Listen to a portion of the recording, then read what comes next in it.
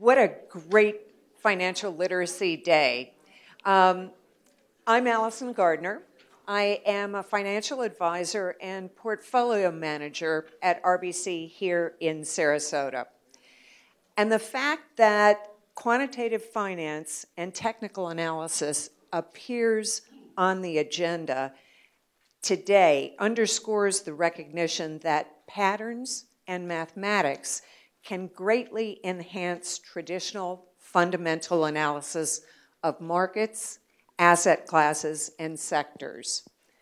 Our two esteemed guests, Dr. Leo Chen and Ms. Katie Stockton, are asked frequently to appear on national and global news media to share their views. We're going to start off with Dr. Leo Chen. He brings degrees in finance, economics, and mathematics to his position as portfolio manager for Cumberland Advisors. He is also a visiting professor of finance at the University of South Florida. Dr. Chen's presentation walks us through the use of quantitative finance as it pertains to global markets. Thank you, everyone. Leo Chen, Cumberland Advisors. You can call me the math guy, if you will. Well, what's quant finance, right? So the society thinks, well, it's all about math. We didn't have a board here today, but if we did, I'd be pretty much doing the same thing. Since we don't have a board, I can't say anything. Well, what David thinks I do every day, at least I hope, David, is that I crunch numbers on the computer all day, every day, right? Well, what do we really do? I don't know. If you do, let me know. In a nutshell, so in quant finance, you deal with data, you try to identify some questions or problems, and you find some available data, hopefully, and then you try to find some pattern solution and then discuss with others to refine your findings. So that's in a nutshell. And some foundations for quant finance. It doesn't just apply to the fancy derivatives, for example, your options, futures, and swaps, and forward convertibles, all the fancy things. It actually applies to all markets, from equity to currency, especially currency, actually. And math is heavily involved because originally it was called mathematical finance. Some universities that offer quant degrees in engineering, for example, they do call it still sometimes mathematical finance. Starting from something simple like a log or standard deviation means those things to a little more advanced, such as differential equations, which solves the change of speed and Taylor series. It's a sum of series of numbers, and it basically deals with derivatives. So we know the first derivative is just the slope, but people probably didn't know the zeroth derivative is a flat line. To the second derivative, you go to a little bit curvature. And into the third, you realize you have a change of speed.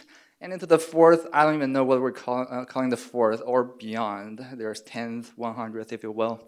So we do those things. And in fixed income, of course, quant finance is actually nowadays heavily involved in fixed income. People are particularly interested in convexity. So it solves the problem, or it studies the problem, relationship between yield and change, duration, actually, and change of yield. If you're a portfolio manager or fund manager, of course, you want to use quant to study your portfolio or fund's relationship with the market. But ever since the financial crisis, quant finance has been heavily recruited in the risk management world. Many risk analysts are hired on Wall Street or have been, especially by the big banks. And if we start with some models, fundamental models, we can start with CAPM. That's usually the market risk from your Finance 101. And then we go to binomial model, which is basically, let's go up and down every time and see what happens after 3 time periods if you're really interested. Normally you do a 1-2 period because if you do the compounding 2 or n to the second to the third or 2 to the 10th, that's going to be a really large number. After the 60th, probably it's astronomically large.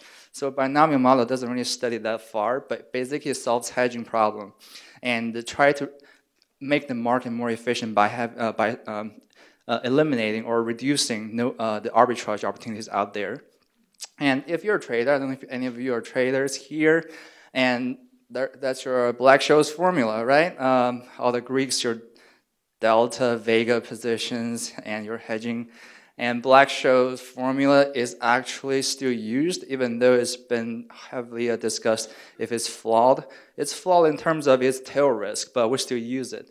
Interest rate, you have one-factor model, very simple model, and then you go to value at risk, VAR model, which is for banks, for example, how much their securities subject to the disastrous events or black swan events. And if you're good with computer, do some Monte Carlo simulation or just use one assumption and then do many things. Now, we have talked all about the foundations. You have all graduated from Finance 101. Let me show you how to apply quant finance to the real world. Because I like you guys so much today, I'll give you a sneak peek into how the Dow is going to today's 24,000 points to 30,000 points. So ladies and gentlemen, please pay close attention, take notes.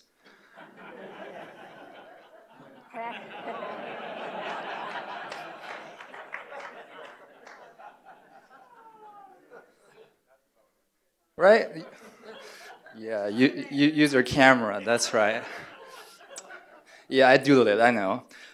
But you know what, in the reality, the movement from a tick movement perspective is not too far from that random. So in finance, the security movement or security price movement is actually random. But does it mean we have no problem or we have no way to solve them? How do we use quant finance to study all the randomness in the world?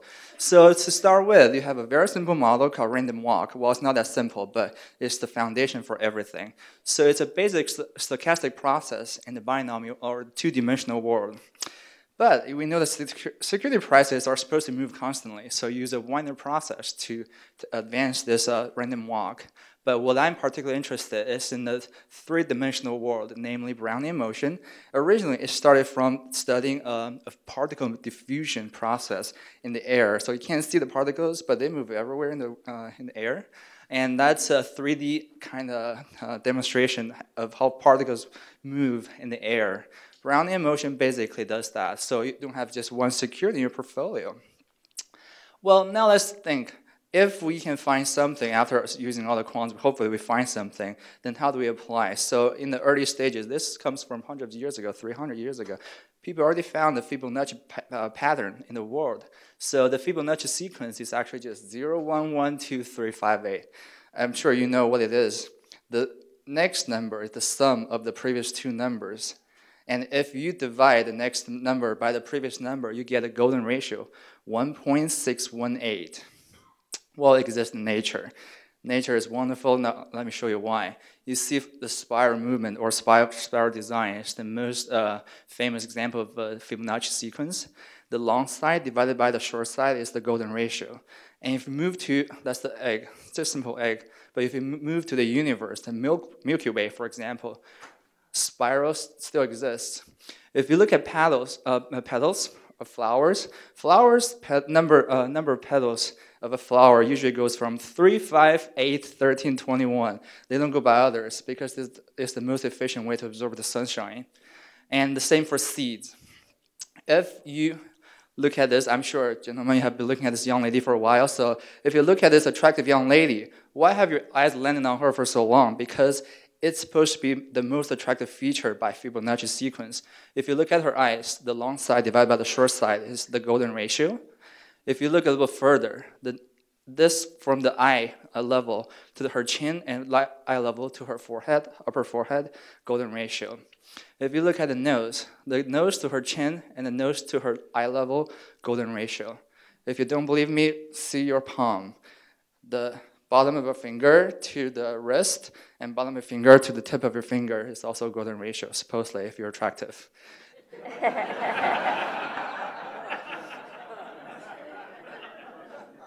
Now you see stochastics doesn't seem so stochastic anymore.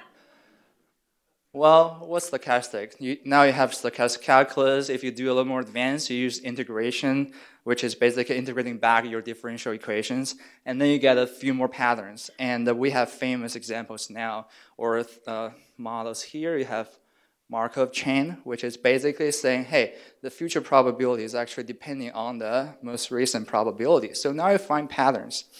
There's also a martingale process. So if you know all the prior information with the probability, you know expectation of the future is actually the expectation today. So there is no arbitrage, basically. Ito's lemma, this is something a little more complex. It's a continuous stochastic process. Everything goes continuous and should be going continuous, but it really brings it to a more complex way. But I know most people are familiar with random walk. So even the name random walk nowadays is not so random anymore because random walks can be found in these following random walks, if you will. There's log normal, mean reverting. We know mean reverting, right? So it goes to the mean and correlated random walks. So in finance, you study all the possible numbers out there and categorize those or group those numbers to find something. I said there's Monte Carlo simulation, but combining with Brownian motion, you can see starting from $1,000, we do $10,000 simulation with certain assumptions. You can find this 10,000 simulations actually quite clustered into the upper center level, and that's supposed to be with certain probability. Of course, it's a three-dimensional simulation. But I would like to caution everyone, in quant finance, when everybody comes to the same gold mine, it's going to run out of gold. So in quant finance, you have to be careful when someone has been using something for so long. As David's friend Charles Goodhart would say, when the measure becomes a target, it ceases to be a good measure. So we can't just keep milking the same cow. The typical example is that the VIX index nowadays doesn't really have a forecasting power. But it is still a very powerful index. I'll show you why it doesn't forecast the future anymore. This is the VIX, which is the implied volatility of the next 30 days, overlapping with your realized volatility. So in a simple word, what that means is people's perception of the near future is merely a reflection of the recent past. So you see the overlapping. That's why you don't forecast the future with VIX or raw VIX anymore. In quant finance, there's one powerful tool nowadays that people couldn't have done in the past because of lack of data and technology. It is the market emotions. If you ask Katie, she will tell you when is the market oversold, overbought, and I can just look at people's faces every day. If they're happy, probably overbought. If they're sad, well, So as you can see here, you don't need me actually. And I will talk about that a little bit later, but let's look at the quant world development. As you can see, quant funds, the famous ones are Man Group, Renaissance, D. Shaw, to Sigma, so many of them nowadays. Why so many of them? Because you see the growth here. Unbelievable, right? So from 2010, $224 billion to this year's expected $1 trillion mark. That's the growth of quant funds, growing at a CAGR of 18% a year. So the compounded rate is unbelievable. What they do is automation, algo trading, program trading, but the most fascinating thing, in my opinion, is the machine learning. So machine detects patterns and corrects itself and improves in the future. And you have to discuss high-frequency trading, HFT, if you talk about quant finance, because they take up about 50 to 60% daily trading volume in the equity market. And we know when they peaked in the 2009 period. Well, because of the high increase in the HFT world, in 2010, what we call the flash crash, for example, in May, in merely 30 minutes, the Dow went down 1,000 points and came back. It's no more so much a flash crash nowadays. We had 1,000 points swing the Dow, albeit percentage-wise different now. And also we had 7 points come back yesterday, but nobody's trying to categorize it as a flash crash because we have accepted the technology change in the HFT world. Well, at Common Advisors, we do something similar, or at least I run this quant strategy. Basically, we're trying to capture the market fear and try to time the market, if you will, and try to avoid, not just avoid, but completely eliminate human emotions. Why do we want to eliminate human emotions? David will tell you, if you go to his office, this is the exact same thing on his office wall. You buy at greed, you sell at fear, do a few times, you'll be broke. All right, without further ado, I'd like to hand over to Allison or Katie. Thank you very much. Give it to Katie.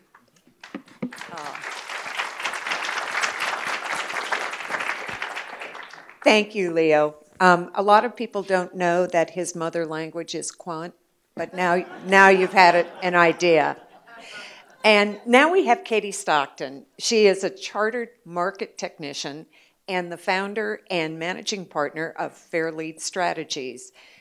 Fairlead is an independent research firm which provides technical analysis to institutional investors. Katie, in her presentation, is going to discuss tools and some of the resources that she uses to provide direction to her clients.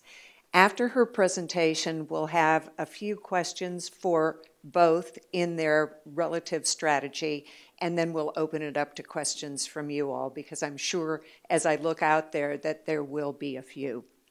Katie? Great. Good morning, everyone. Thanks for being here. So in Leo's presentation, there's a lot of words that are in common with mine. Random walk is in there, Fibonacci's, stochastics, the VIX, and I saw the CNN Fear and Greed Index on there as well, so sentiment. So there is definitely some overlap between the disciplines, between quantitative analysis and technical analysis, in the same way that there's also overlap with fundamental analysis. But I see the three disciplines really as very complementary to one another. You really shouldn't do without any of them. I think taken together that you can get a very good feel for the markets, especially the equity markets, which is what my focus is. And you have a visual element, a mathematical element, and a historical element that can allow you to make, more informed investment decisions. And so that's our technique is very visual, and I would consider it to be somewhat top-down oriented. The markets these days, as you know, are driven by macro influences. And because of that, it becomes that much more important to understand top-down analysis, but also to enhance it with the bottom-up research that we do, actually getting into the individual companies and doing our legwork. But to me, to have a bias on the S&P 500 as one is very important, because chances are if you're wrong on the S&P 500, you're probably wrong on most stocks that comprise it. So it's just become that much more important. As you know, technical analysis has really, I'd say, accelerated in terms of its exposure in the media. I think that's in part because, it's very visual. We tend to be generalists, so anything that has a price I can have a look at and have an opinion on in just a matter of minutes or even seconds. And really, because it works, it's something that's very accessible to the masses with all the software and indicators and tools that we have now online. So it's a very accessible discipline. Doesn't take years to understand, but certainly with more experience and the more charts you essentially look at, the better you'll get at this form of research. So to start here, we have technical analysis really has gotten a bit of a bad name. I think it's been likened to astrology, whereas fundamental analysis would be astronomy. But really, it does work, and it's using past performance just like other disciplines do to essentially predict future performance, which essentially rejects that random walk. So Professor Andrew Lowe at MIT has written a series of white papers that sort of brought the discipline into academia and helped gain some credibility for it in doing so. But truly, it's just been the media exposure and the fact that we can take out some of the emotions that are associated with the market by using these various tools and indicators, that I think it's a very welcome discipline, especially when the volatility is as high as it is now. I always say that it's sort of like the inverse property of technical analysis, where when the markets go down, the demand for the discipline goes up. So right now, I'm a very hot commodity. People want to manage through this volatility. So the chartered market technician, it's our version of the CFA. So we call ourselves CMTs if we get registered by that organization. And you see the definition up there from them of technical analysis. And essentially what we're trying to do is sort of narrow the gap or bridge the gap between the values that are assigned by other disciplines like fundamental research and actual price, and to try to reconcile that. And by doing so, we're trying to understand market behavior and also supply and demand for the prices. When I talk to students, I tend to say, well, if you think about a stock, think of it as a financial instrument that's not independent from the company that it represents, but it is something that trades, based on other influences, not just the performance of that company itself. Certainly, think about the performance of a sector. If a sector is just beleaguered for other, energy sector for one, obviously those companies will be challenged by that, and certainly the stocks will be too. My discipline, as I noted, was top-down or is top-down oriented, and the goal really here for me is to manage risk or help my clients manage risk and discover opportunities. So it's not all about when to buy and sell something or market timing, which is what I'd say technicals are typically associated with, but rather also to find opportunities. And now with all the ETFs that are at our disposal, where we can sort of get that instant exposure to an asset class or a sector or a theme in the marketplace, I'd say now more than ever, the charts are that important in terms of finding and filtering for market opportunities. And to arrive at that, I'll skip that slide there, we have a toolbox, and this toolbox is really my own, but by no means, would the next technician have a toolbox that is similar. So we all have our own disciplines, but I think the key is to have a discipline. So if there is a methodology and you keep going back to the same tools, even if those tools aren't perfect, which by the way, none of them are, I'm sure you can account to that too, but as long as you go back to the same tools and try to understand where they might falter, I think you can get a good takeaway from the markets, and it's hard to sort of differentiate between opinion and what's actually fact, but the indicators help you at least take out some of the gray area of the marketplace. And so I break it down into three sort of tiers. Support and resistance, you've heard of that. It's a concept that's trying to help us identify buying pressure and selling pressure on a chart. That can be very important in terms of risk management, understanding where there might be good entries and exits in different securities. So of course, there's a lot of ways to identify support and resistance. Probably the most relevant to today's conversation or to the current market would be the 200-day moving average as one tool. It's a very widely followed long-term moving average that the S&P 500 happens to be testing as we speak. Peaks and troughs, that's a pretty obvious way of identifying levels. Fibonacci's, there's those Fibonacci's. The cloud model, that's one that's somewhat specific to me, and trend lines, so the good old-fashioned trend lines and price patterns. I think part of the reason technical analysis has gotten a bad name is the price patterns often have kind of silly names like, the head and shoulders pattern, the double bottom, things like this. But in reality, those descriptions are just trying to visualize the concepts of support and resistance. And then beyond the support and resistance, once we have a handle on that, we look at the various indicators. And those indicators, like I said, they take out some gray area by giving us well-defined buy and sell signals. They often have an inherent lag because many are derived from moving averages. I classify them three ways: trend following or momentum, overbought, oversold, and relative strength. And I think if you have a combination, maybe one or two indicator to reflect each of those concepts, that you can have a good takeaway. And finally, we look at the market internal measures. So those would be things like breadth and leadership and sentiment, volume, things that can add market color. And I would argue that they get a little bit more press than they should, in a way, because they're not great market timing devices, but everybody wants to hear a story about a market. And, quite honestly, technical analysis is never going to be the source of that story. It's not going to answer the question, why is this happening? But it will help tell you what is happening and help you understand if you should react with the market or not. So I think that's an important takeaway too. And moving averages, I'll just gloss over a few of the indicators that you saw Leo touch on as well.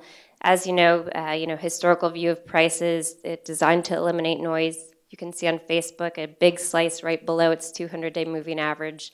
And certainly it does act as support at times, or also resistance in a different tape.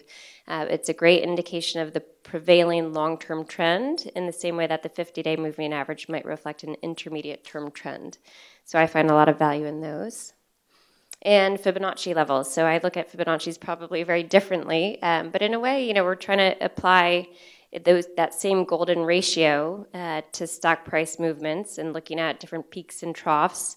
There's, of course, a major subjective element to applying these ratios and these retracement levels on the charts. I have an example of the dollar index up here where I've identified important peaks and troughs. And important, it's in the eye of the beholder, of course. And trying to understand, well, gosh, when we have a 61.8% retracement of a certain trend, well, that would be a natural support level. So it's amazing how those, I guess, phenomenon that you've identified in nature can then apply also to the stock market or any other market. Leo, you also had said currencies really apply very well. I would argue that using charts, and this is somewhat opinion-based, it really, FX and commodities, it's going to work the best. And I say that because the supply-demand relationship for those markets is a bit more pure, maybe, less headline-driven than for the equity tape. So, I tend to focus equities, but even still, I would say for currencies and commodities, you'll find that some of these levels are a bit more reliable. And here's the old S&P 500. We're probably mostly familiar with this chart here, but the stochastic oscillator. So I look at stochastics differently, but you see visually in that bottom window of the chart, it's an oscillator between 0 and 100%.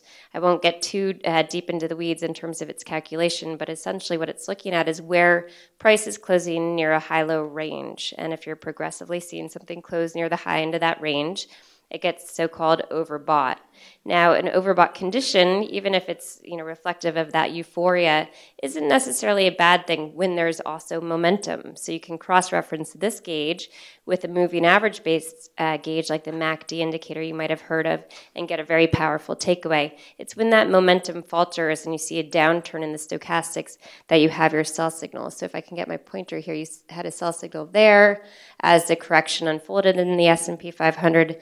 And now finally we have a nearly oversold condition that we'll be watching for an upturn in those stochastics to trigger an entry point for the S&P. So newly oversold condition and the first oversold condition since the election low. So not an insignificant measure there. I love this chart. It's a very differentiated way of visualizing data. It's called a relative rotation graph. It reflects relative strength, so that third class of indicators that we cited. And you can see here it's a normalized view of sector rotation. So this is a price-to-price ratio of each of the S&P 500 sectors divided by the S&P 500 itself. And here you have essentially a rate of change, sort of a momentum reading of that ratio. And everything's normalized, and in doing so, you can compare not only each individual sector versus the S&P 500, but also versus each other. So in the current tape, the S&P sort of lives at the crosshairs here. Anything pointing up and to the right is outperforming and doing so with additional momentum, and vice versa. So you can see the more defensive sectors of the market, so utilities, REITs, real estate, consumer staples have been doing better because, of course, we've seen a corrective phase. So people are getting more defensive, and the rotation has favored those areas of the market. You can also consider yields in that conversation.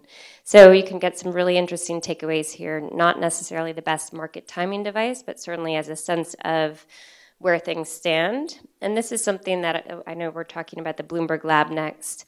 You can find on Bloomberg, you just say RRGGO, and you'll be able to access this yourself. And then to also touch on sentiment, the CNN Fear and Greed Index. This is also free online at cnnmoney.com. And it reflects that emotional spectrum that Leo shared with us where, you were trying to understand how people feel about the tape. And to me, it's very difficult to gauge in conversations and otherwise, because who's to say we're getting a really good cross-section of the market, but rather to understand it based on the transactions that these people are making. So not what you think, but what are you actually doing? And that can show up in things like the VIX. So the VIX is one component of 7 for this CNN Fear and Greed Index, which, as you can see, also an oscillator, similar to the stochastics. You can see that so-called oversold or extremely fearful condition of the marketplace right now. So it's showing that investors are nervous after having seen that corrective phase, and from a contrarian perspective, that could be construed as bullish. Market internal measures, as I mentioned, something that we add or use to understand sort of the color of the marketplace.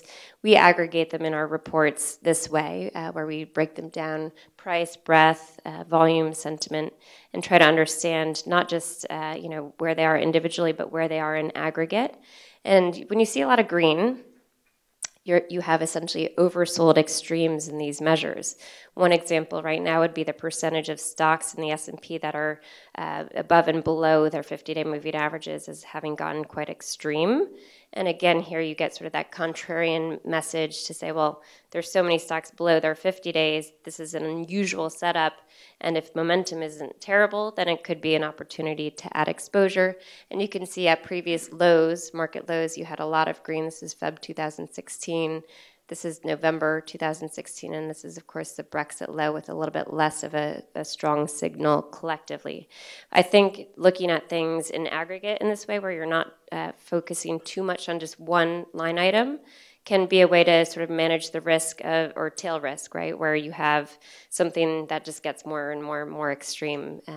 Put-call ratios, for example, in 2008, stopped being all that helpful if you paid too much attention to them as a standalone. And just a brief comment or two on the broader market now. We've talked a little bit about the potential for a low in the S&P 500.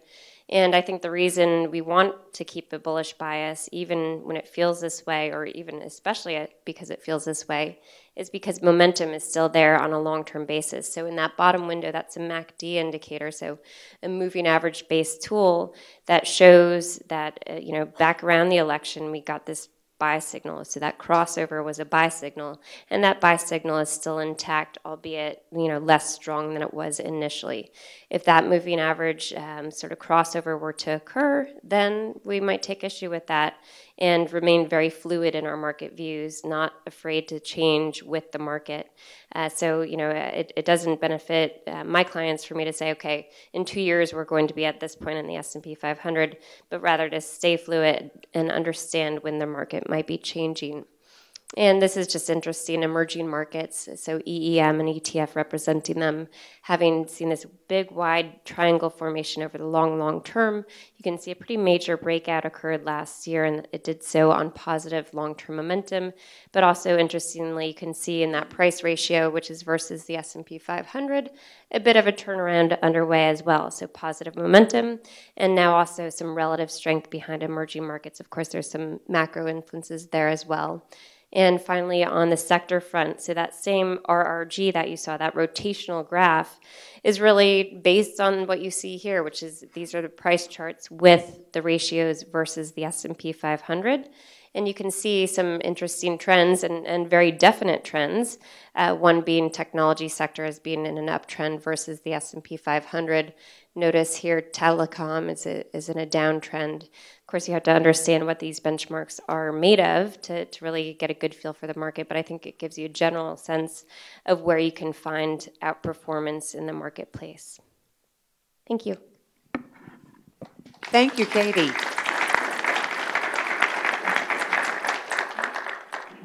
Okay, just a few questions that I have on an informal poll basis for both of you.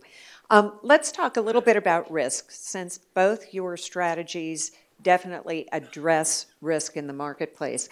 Could you talk a little bit about how you assess it and some of the things that we're seeing today? For example, we may not have historically high volatility, but my stomach is telling me that it is historically high in my short-term memory. So could you address risk, how you assess it, whether or not the volatility we're seeing in today's market is a reason to be concerned, and some of the indicators that you use in looking at that?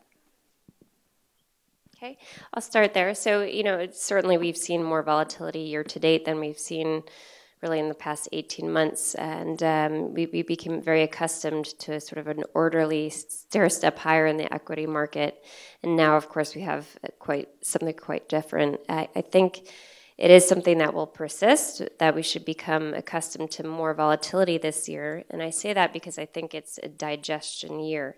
So after a prolonged and steady but somewhat steep uptrend, it's very natural for the market to need to take pause. And I call it backing and filling. So you'll get a little bit more of this choppy price action, and it creates a digestion phase, sort of a pause to refresh that uptrend.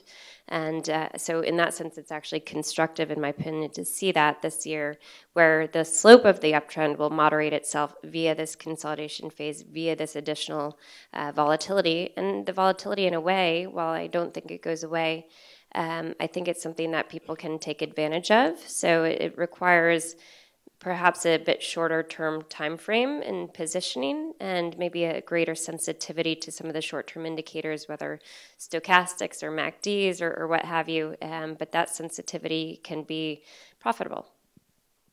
Right, yeah. So I would like to first answer Allison's question, how to manage the risk. Of course, there's always hedging you can do. There's always diversification you can do. So don't just put all your money in one basket. That's one thing. And absolutely, like Katie said here, volatility is coming back. And it's interesting, even Allison just said, you feel like your short-term memory is telling you now the volatility is really high. But recency bias is something we're all subject to. We only remember what happens recently, but look at the historical average of VIX. We're merely just right there. Depending on if you use the mean or the median, it's somewhere between 17 and 20. So it's not that high, relatively speaking. But is it coming back? Yes, because we were spoiled by the single-digit VIX last year, or even for longer than that. And if you are thinking about hedging, there's no perfect hedging, but if you could, there would be a perfect hedge, whereas no matter which direction you go, you can make some profit. But traditionally, 40-60% diversification between bond or your equity portfolio, that's plenty diversification for yourself to protect yourself. And once again, when everyone's selling, you probably want to think, hey, should I buy? Thank you. Leo, you spoke about high-frequency trading. Is quantitative finance the only process behind high-frequency trading? And does high-frequency trading allow the individual investor to actually take advantage of the market? Well, that's a very interesting question. So first, HFT doesn't really just use one thing or two. They're more like a programming. It's not just quant finance. So quant guys don't really compete against those programmers. Honestly, they do price discovery in the microstructure of the market. So they do milliseconds anywhere in the currency market, for example. They do anywhere between 10 to 60 milliseconds per transaction. So if they get stuck for 40, 50 seconds, their red flag goes on. So those programmers conduct differently than us. Taking advantage, well, they don't really do as what we thought, this high-techy kind of investing. They take advantage of the price discovery. Mainly it's because it's more like, if I can make a very small profit, somebody's willing to take it, I'll do it. So those are market makers. And in the quant world versus traditional fundamental world, they're also not one taking advantage of the other. So quant is mainly just using, for example, factors, if you will. Some quant funds use as little as one factor. If you see 3 p.m. in the afternoon, some volume spikes up in those momentum sectors or stocks, you see those quant funds just buying in. You see the stock volume goes up. That's just one factor. Quant funds actually don't do too many multi-factors. HFT shops don't either. They can't do a too many factor model in their strategy. They sometimes, because they compete using speed, so they just go by one factor. One signal shows up, they go ahead and buy. And those funds actually compete against each other, not you and us here. So we're not really in the same playfield. Thank you. That's a question that a lot of people have come up with. And Katie, you have indicated to us that we should maintain our bullish stance on the S&P 500. Leo, does your work agree? I agree with Katie. You always agree with Katie. And with that note... I've learned these years to not go against Katie. On that note, we all have ideas about the world around us and general theories and concepts. For example, the clean water on our planet is obviously a good theory, but clean water is not always a good investment. And both quantitative analysis and technical analysis helps us sort of fine-tune the what of clean water and investing in clean water into a when do you do it. And with that, we're going to open up to questions that you all may have on the stock market, on the bond market, on the commodities market. As a matter of fact, anything that has a price, they will answer questions about.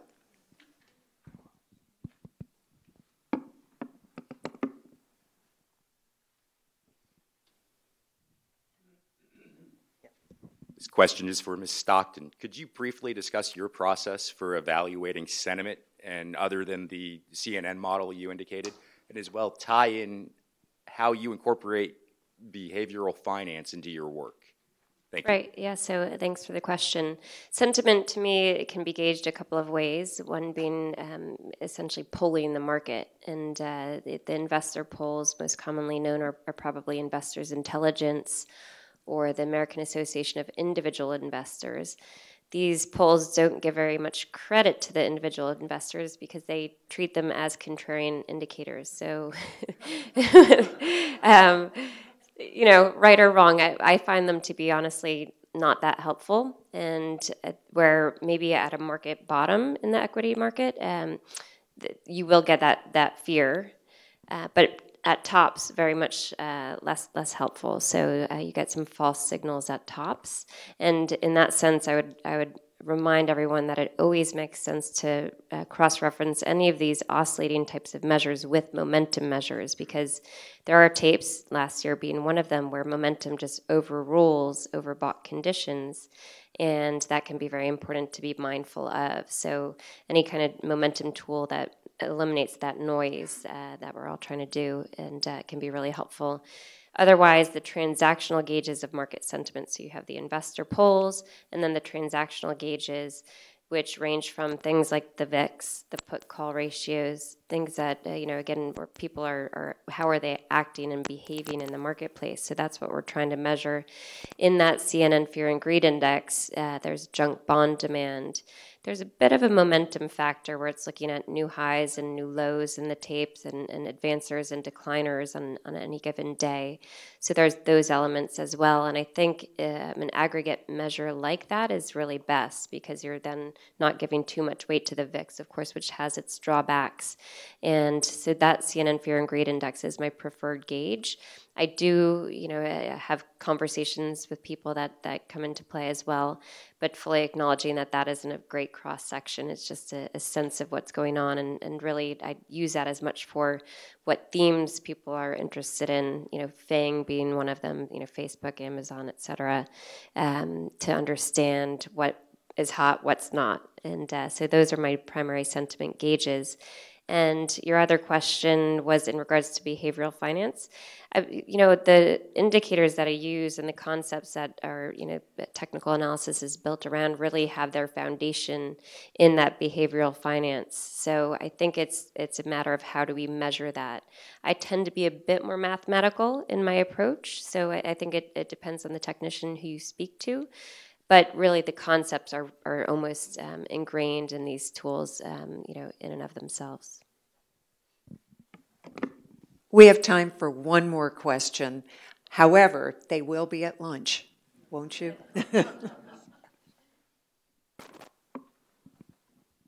Thank you. Could you speak to the technical and quantitative outlook for the currency market, and specifically, what's your projection for the U.S. dollar?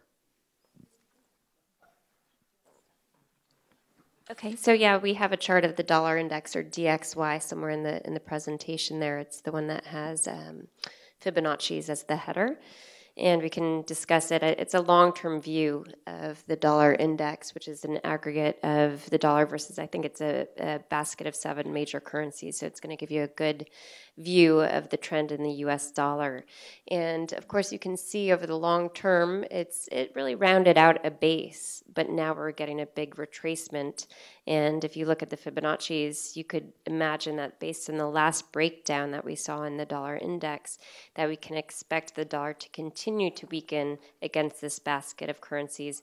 If you looked at the euro, it would look pretty much like the inverse of this. So it's really very much euro driven. So I would say the dollar looks weaker, and obviously that will impact different asset classes and areas of the market, whether emerging markets or small caps. But it looks weaker to me. And when you look at the dollar index, that support, I believe, is around 84. And that's based on not just the Fibonacci ratios, but also a previous peak on the chart. So when you have two factors coming into play in terms of identifying support and resistance, it's that much more powerful or strong of a level. So I think dollar weakening can be expected. Right, so I'll just pile on what Katie just said here, similar view. I'll explain one more thing in the trading perspective. So if you observe, I was just doing the research yesterday on the dollar. If you observe the trading volume between the long and short since 2016 when the dollar overall the long trend weakened, you can realize that the long traders or the optimistic traders or the bulls were squeezed out. So that's one thing you don't want to see in the quant world. If you're taking one side of the bet and you know you're the so-called minority, however the other side is piling on. So the other side either survives and wins the long run or doesn't, just dies in the short. So that's from trading or quant perspective. Leo, Katie, thank you so much for making very apparently esoteric subjects palatable for us.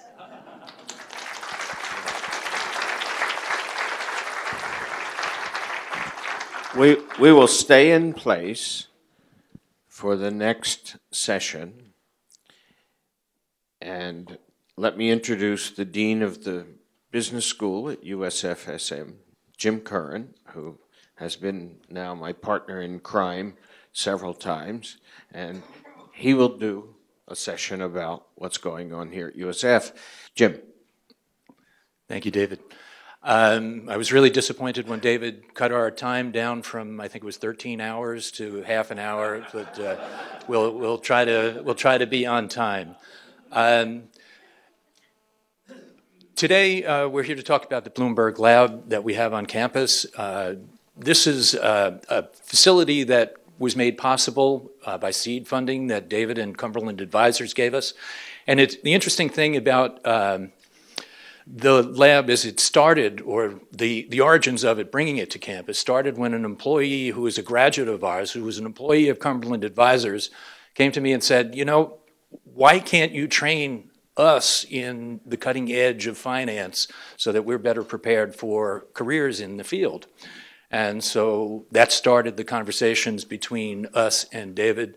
And now we invite all of you, any of you who were here last year, we had the grand opening of the Bloomberg Lab. It's on the second floor. You can go up, you can visit it. If you take the elevators off the main rotunda, make a right-hand turn, it's the first classroom on the right. You can see a whole lot of screens that are up there. This is, and it's been an investment. We've been talking about investments and we'll continue to do so. This is an investment in the young people in this community. We have New College here. We have State College of Florida. We have USF SM students here as well. And all of them are benefiting by having access to this cutting edge equipment, this system. The Bloomberg system is, many of you use it, but it's not something that's typically available in a college setting. So to bring something that's this powerful into the classroom, we've been able to, at this point, incorporate it into the finance curriculum, into the hospitality curriculum. It's used for operations management courses. It's been used in accounting courses. It's been used in data analytics courses. It's been used at the undergraduate level and the graduate level. So I'm going to give you, rather than tell you about this, I brought a couple of friends along here, and they're going to demonstrate some of the things that they do with it. So we have Rick Borghese, Kyung Chang, if you'd stand up, Kyung, and Tom Pensek, who are our finance faculty. And three of our students are Tim Smith, Shay Slauson, and Barbara DeBeer are over here. And they're going to give you a very quick overview of what can be done with the system and how it's being used in our classes. The other thing is that they're all available to answer any questions, and some of them are going to be up in the Bloomberg Lab and happy to give you a walkthrough as we're up there. This is the start of it. 2 of our licenses are portable, and so, Rick, is that ready to go? Yes. Okay, I'll turn it over to Dr. Borghese and let him show you a little bit about that. Kyung Chang is going to follow him up, and then Shay and Barbara are going to give you a little demonstration as well. Okay, so I just wanted to talk today a little bit about how we use the Bloomberg Lab in teaching our students. So basically, the students start in Principles of Finance. That's where they learn the basic theories that we teach them about finance. And they don't have much of a chance in that class to actually apply that knowledge in a practical sense. One of the core concepts they learn in that class is about the capital asset pricing model. Right, and you're all familiar with this. The capital asset pricing model basically just says that the return on a stock should be a function of its exposure to market risk. And so in order to get their hands dirty with this theory, what they're going to do in the Bloomberg Lab is they're going to download historical stock prices, index prices, and run a regression to calculate beta. And I'm going to show you exactly how they do that.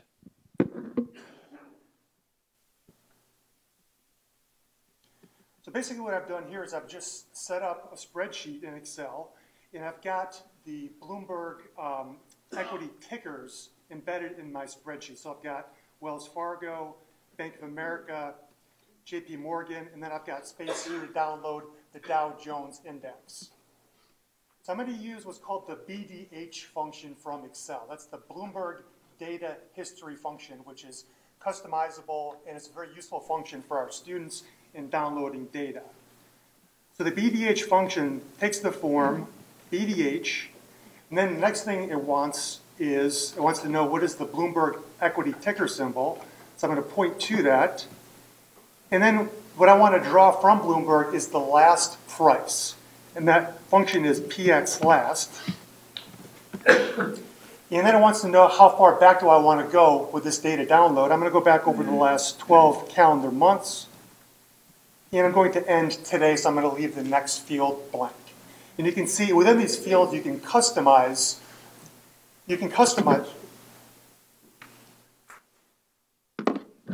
Within these fields, you can customize exactly what parameters you want downloaded. And so I'll show you, the next thing we do here is after we type in today's date, which is basically just left blank, we're going to want to set the periodicity. So the periodicity is going to be set equal to a monthly download. And when I hit return, it's going to populate all these price history slots. And we don't want to just do this for one stock, we want to do it for a bunch of stocks. And there's a way to easily copy and paste this within Excel. So let me again set up the BDH function, and I'll show you how to copy and paste very quickly to get data for a bunch of stocks. So again, I'm going to use the Bloomberg data history. I'm going to say I want to know what is the price of BAC US equity. Then I'm going to want to say, again, PX last, and specify the last 12 calendar months, leaving today's date blank, and requesting a monthly periodicity. Only this time, I don't want to download a whole column of dates again, so what I'm going to do is I'm going to say, well, the dates, just hide them. I'm going to say DTS equals H. And now I've got a bunch of more data without a duplicate date field. So I can just copy this now and paste for the remaining securities. And then what I'm going to do with this data is I'm going to calculate the returns for each one of these different equities. So I'm just going to say this is equal to April's price divided by March's price minus 1.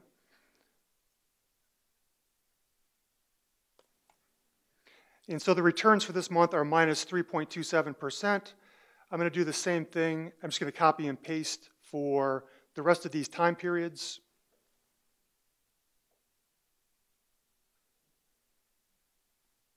And for the Dow Jones. So what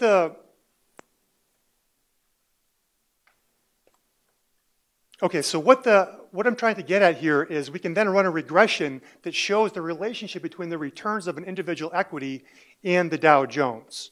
I'm going to do that using the slope command here in Excel.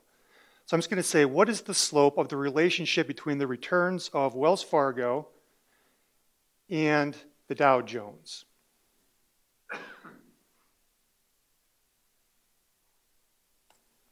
And so I get a beta of 1.85, and I can just copy that beta for Bank of America and for JP Morgan Chase. And you can see now that the students have now had a chance to apply, something's going on there, but we've got 1.85 beta for Wells Fargo. We have a 1.18 beta for Bank of America. So the students have now sort of applied the theory that they only had brief introduction to in the beginning finance class. All right, so that helps bridge the gap between theory and practice by doing an exercise like this. All right, so now we're going to go into the research aspect, and we're going to bring up Dr. Kyung Cheng, who's going to talk about how he uses Bloomberg for research.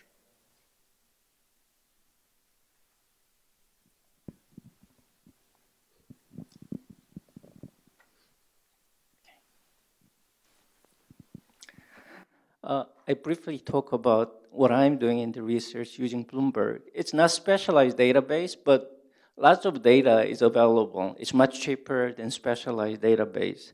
First, Bloomberg has historical data of ESG disclosure.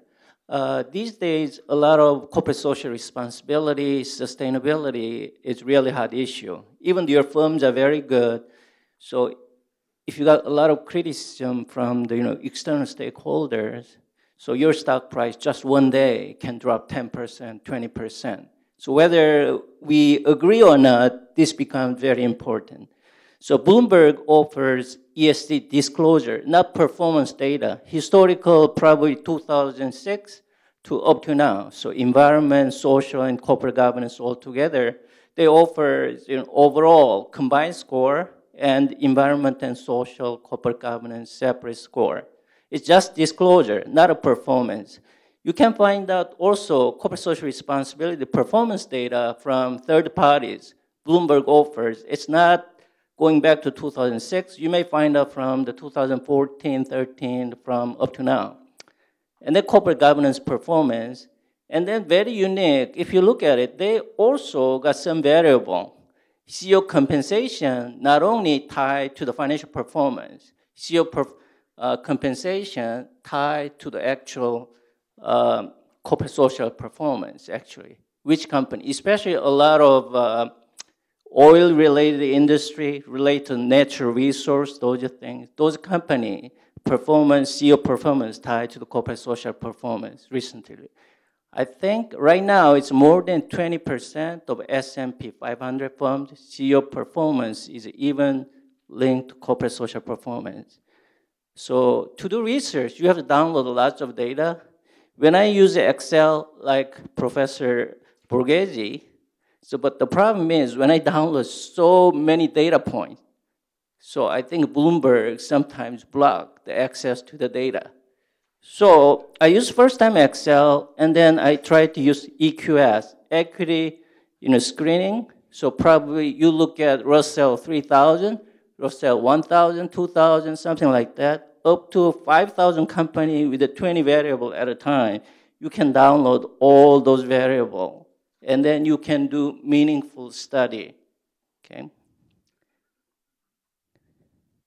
And then second research, what I'm doing is, in the early session, we heard about credit default swap. Bloomberg is not a specialized database related to the credit default swap. If you want a specialized one, you may subscribe to the market or those databases, but Bloomberg got access to this information. The 3-year credit default swap spread, and the 5-year and the 7-year credit default spread. And then what will be the relationship between corporate social responsibility or sustainability and these risk measures?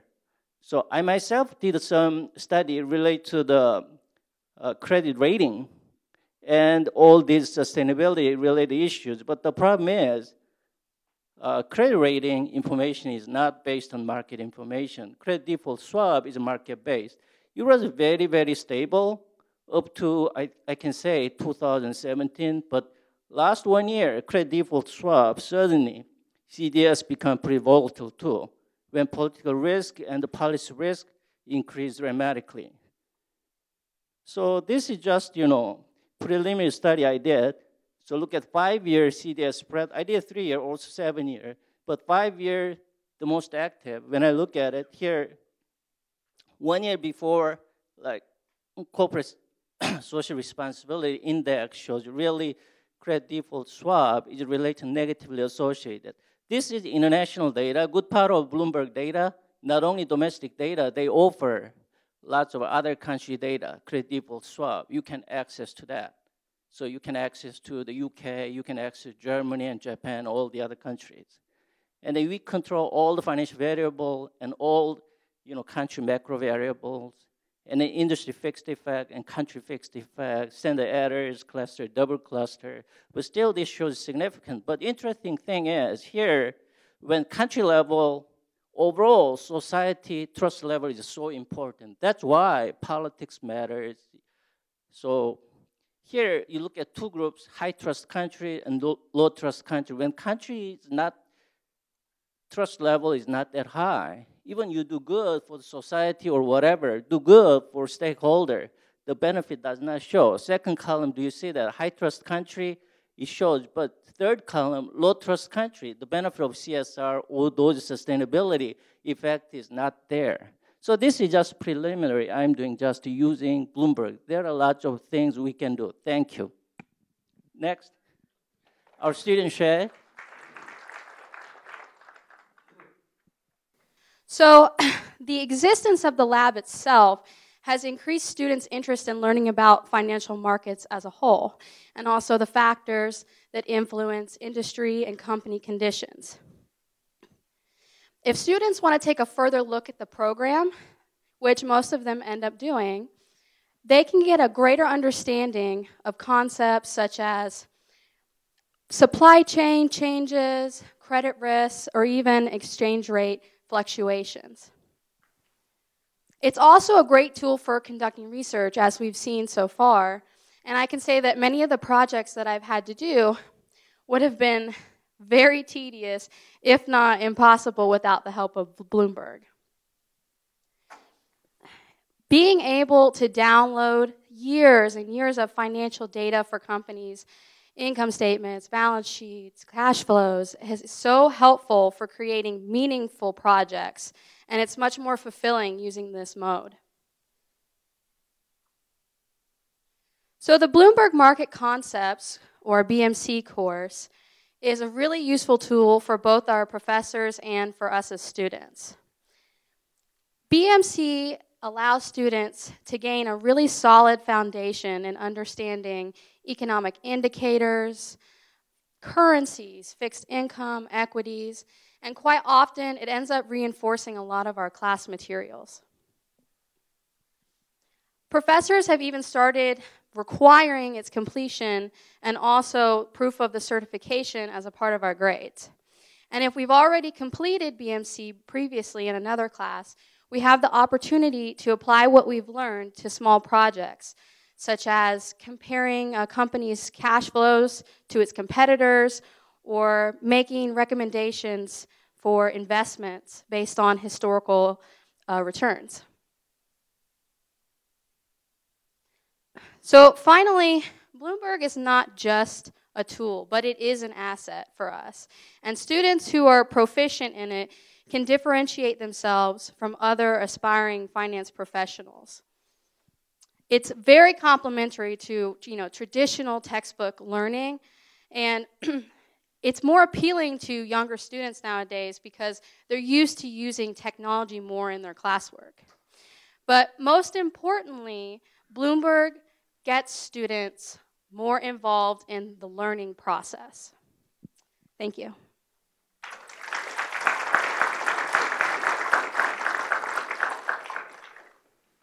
But if you type in FXC, you'll find a currency rates matrix where you can see the different currencies compared to each other.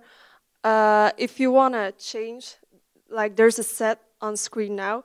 If you want to change that set and like go more for the Asian Yeah, the Asian currencies, you just click on basket and you choose Asia, you get the Asian currencies.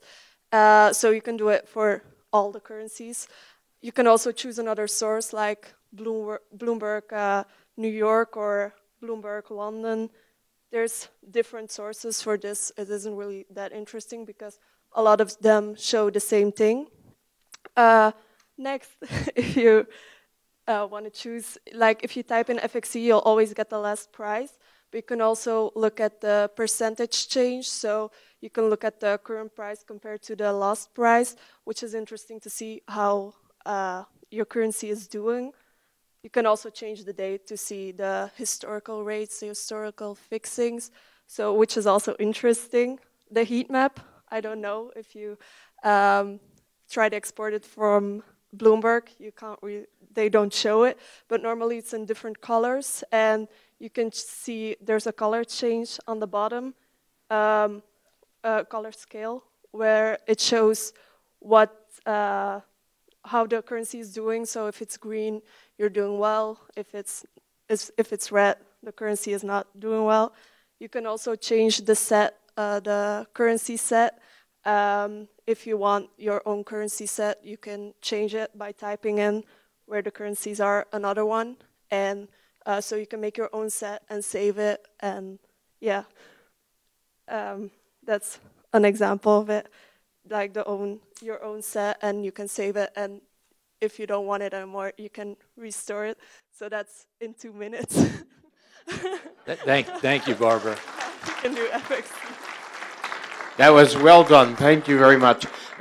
Before we break to lunch, we just want to announce one follow-up now that the lab is in existence and now that you know that 100 students have completed this certificate. So what we've worked out, and our firm will sponsor it, is a job recruiting fair, which will be available to all 5 schools. And the admission ticket for the student is the certificate. You can't get in the door without the certificate. And then we're going to invite every bank and financial firm, brokerage firm, and institution from Tampa to Naples to have a bunch of tables. And they will know that the students, some of whom you've met, who are looking for employment, are there with that certificate in their hands.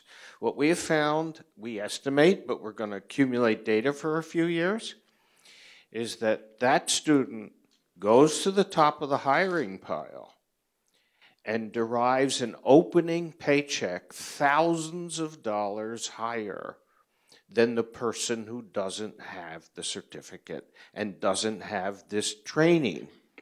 And so we think we can multiply the benefit of this lab to thousands of young people in the region in 5